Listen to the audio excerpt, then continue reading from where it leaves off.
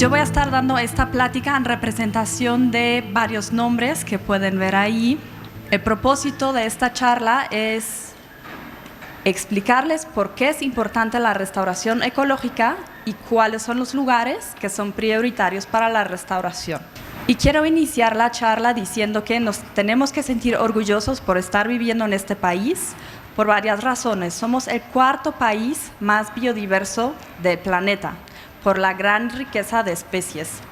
Piensen, por ejemplo, en su especie favorita de plantas o de invertebrados, o por qué no también de hongos o de algas, que también son parte de esta riqueza. Y además tenemos un alto número de endemismos, es decir, especies que solo ocurren aquí en México. Puede ser, por ejemplo, una orquídea que solo se presenta en el Pedregal de San Ángel, o alguna especie de pino, etc. Además, podemos ver, por ejemplo, en el norte del país están los desiertos y en el sur se distribuyen las selvas secas y las selvas húmedas. Y esta alta variedad de los ecosistemas, tanto terrestres como marinos y acuáticos, tienen un concepto asociado que es el de betadiversidad, es decir, que son muy diferentes los del norte, del sur, del este y el oeste. Y además somos centro de origen y domesticación de un sinfín de plantas cultivadas. Pensemos, por ejemplo, en las más de 60 razas de maíz o más de 50 especies de frijol. Pero esta biodiversidad está amenazada. Y uno de los factores principales de amenaza es el cambio de uso del suelo.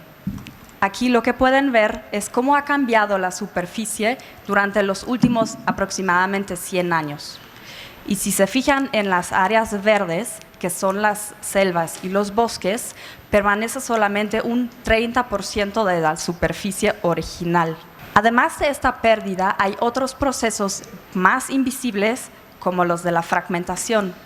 Y aquí es un ejemplo de las selvas secas, que como pueden ver, la mayoría de las selvas secas, además de que lo que está en color naranja son las selvas degradadas y en azul las selvas primarias, pueden ver la proporción que la mayoría de las selvas secas son selvas degradadas. Muchos son fragmentos entre 2 y 5 kilómetros cuadrados.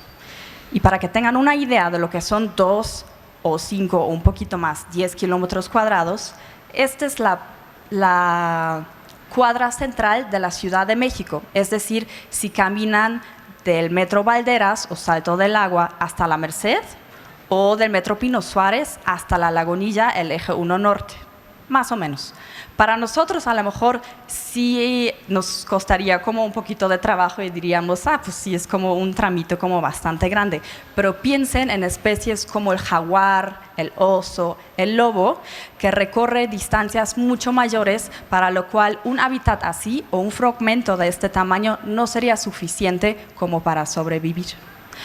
Entonces el mensaje aquí es que necesitamos de alguna manera revertir estos procesos de degradación y de fragmentación. Y una estrategia clave no solo es la conservación, sino también la restauración ecológica.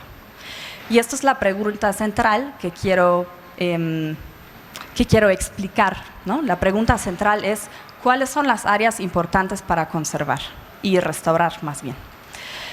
En ese sentido, hicimos todo un trabajo de colaboración en los cuales primero compilamos una serie de datos, luego consultamos a los expertos para que con su apoyo pudiéramos decidir cuáles son los criterios y cuál es la información que consideramos relevante e importante para identificar esos sitios de restauración. Hicimos varios talleres y finalmente obtuvimos un mapa de prioridades que ya les voy a exponer. Lo más importante a partir de este mapa es la implementación, el manejo y monitoreo.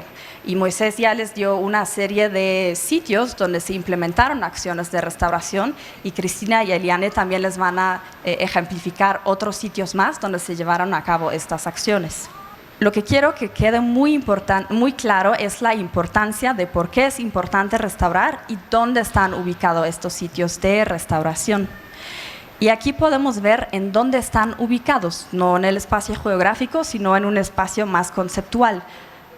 Con los expertos decidimos, o quedó claro, que los sitios de importancia para la restauración son aquellos sitios que son importantes desde el punto de vista biológico, es decir, de alta importancia biológica, donde justamente se distribuyen las especies amenazadas, las endémicas, etc.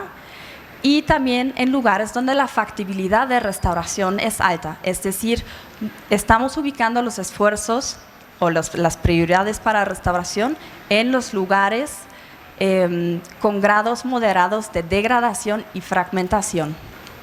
El mapa resultante es este, donde los sitios tienen diferentes colores de acuerdo a su prioridad extrema, alta o media, y en total cubren 15% de la superficie de México.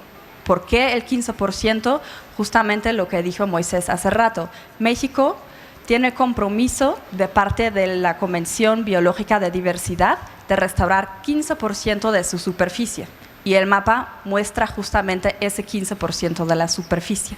Que recuerden, son estos sitios que son muy importantes desde el punto de vista biológico y además donde es factible la restauración. Un ejemplo, hablando de las historias de éxito, es uno de los sitios prioritarios en Veracruz. Y así pueden ver dos imágenes con una diferencia de 5 años antes de la restauración y después de haber hecho las plantaciones forestales. Y estos son los sitios prioritarios que estaríamos como buscando con este mapa. Me parece que Cristina después va a hablar más de este caso. He enfatizado a lo largo de la plática que estos sitios de restauración siempre van a la mano también de conservación.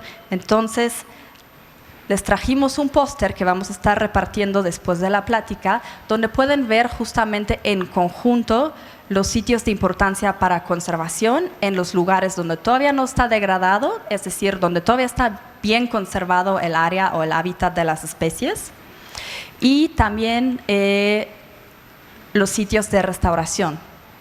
Y considerando la importancia del cambio climático, esta información también la pueden encontrar en el póster. Entonces la vamos a estar repartiendo al final de la plática. Y tomando justo en cuenta estos dos sitios, los de conservación y los de restauración, sabemos que ya existen áreas protegidas.